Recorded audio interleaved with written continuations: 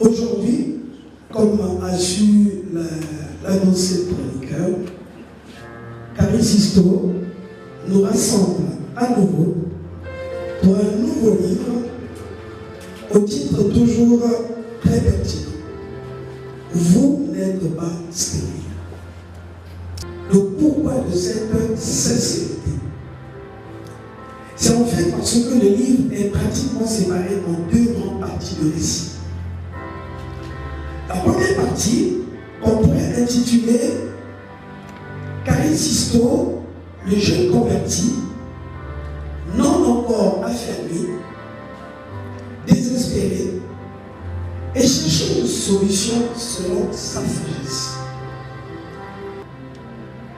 Et la deuxième partie de ce livre, c'est celle de la décision de faire la volonté de Dieu, c'est-à-dire le changement radical.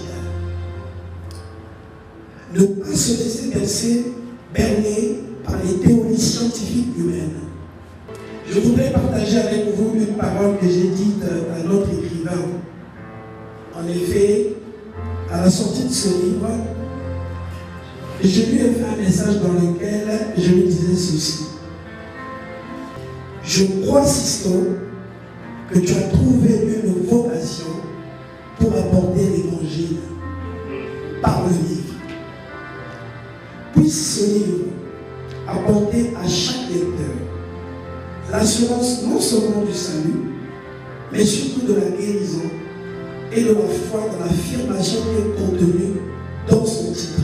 Je vous remercie.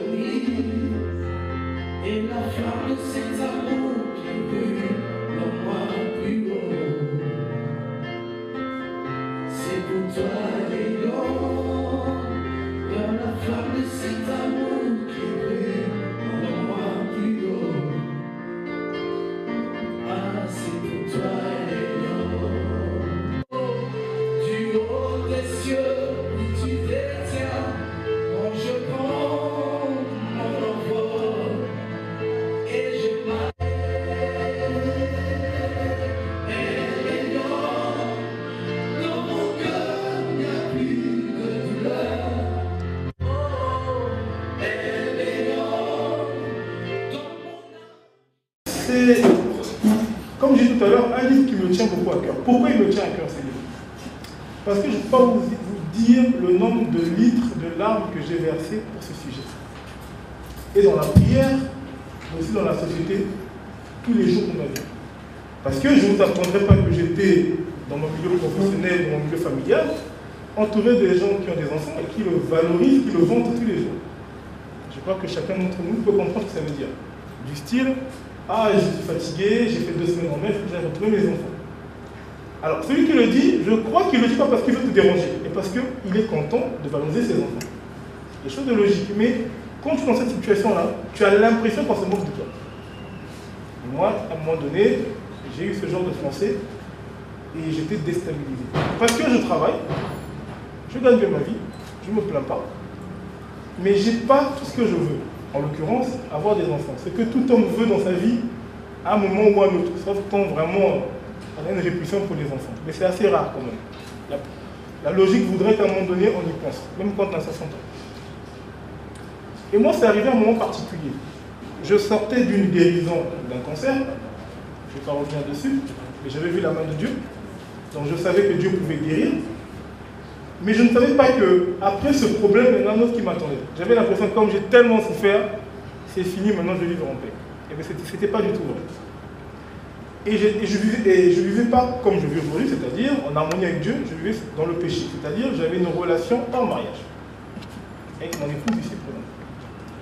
Et j'estimais quand même que Dieu doit faire quelque chose, puisque je vois que chez certaines personnes, des enfants, malgré le fait qu'ils ne sont pas mariés.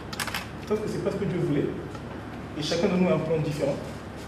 Le plus important, c'est pas avoir des enfants, c'est être en harmonie avec lui. Les enfants sont une conséquence de votre union et de l'harmonie que vous avez. Et ça, c'est vraiment le message que je veux donner. Il y a toujours de l'espoir en celui qui se confie au Seigneur. Se confier au Seigneur, ça veut dire faire ce qu'il te demande de faire. Pour tout le monde, ce n'est pas devenir prédicateur. Pour tout le monde, ce n'est pas avoir les schémas conventionnels, mais c'est l'écouter lui par rapport à sa parole. Moi, j'ai mis ça en application.